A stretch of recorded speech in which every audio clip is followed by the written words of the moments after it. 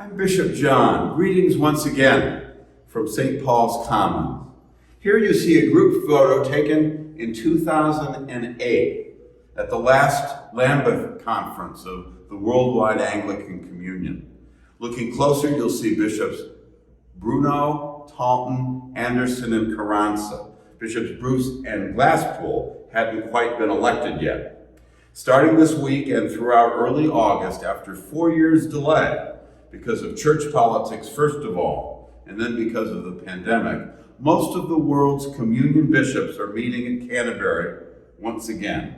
I'll be there doing my best to represent the diocese I serve and love.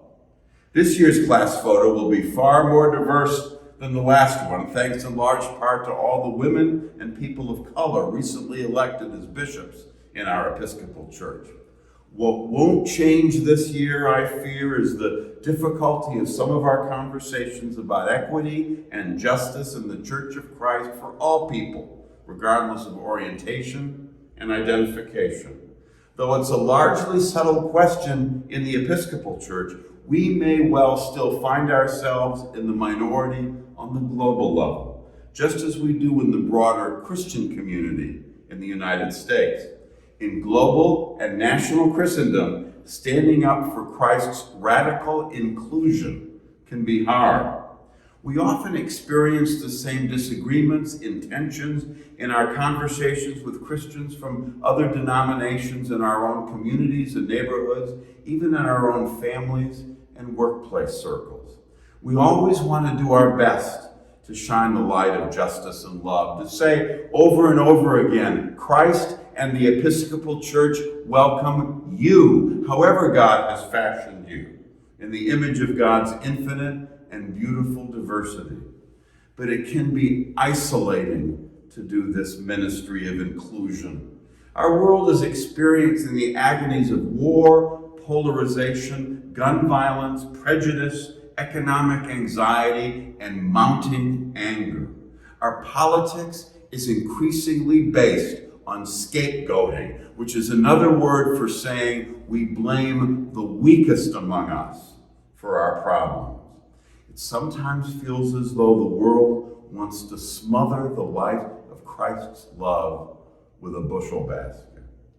Bushel baskets come in all shapes and sizes. If we're helping run a mission or a parish, if money's tight, not as many folks are coming back to church as we might like, we might be tempted to think that we're on the wrong track, that we're doing our ministry the wrong way.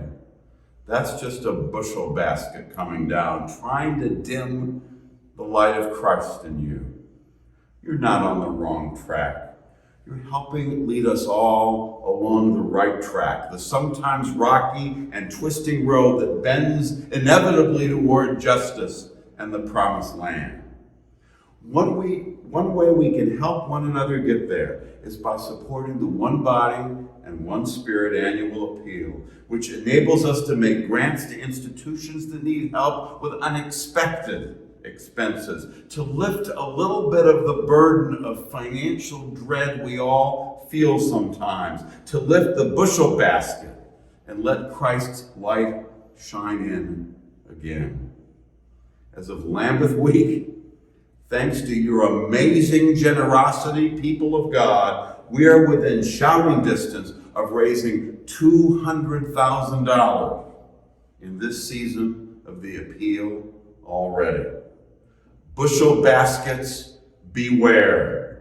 Go to ladiocese.org, make your annual appeal gift today. We make it easy. We even take Apple Pay now.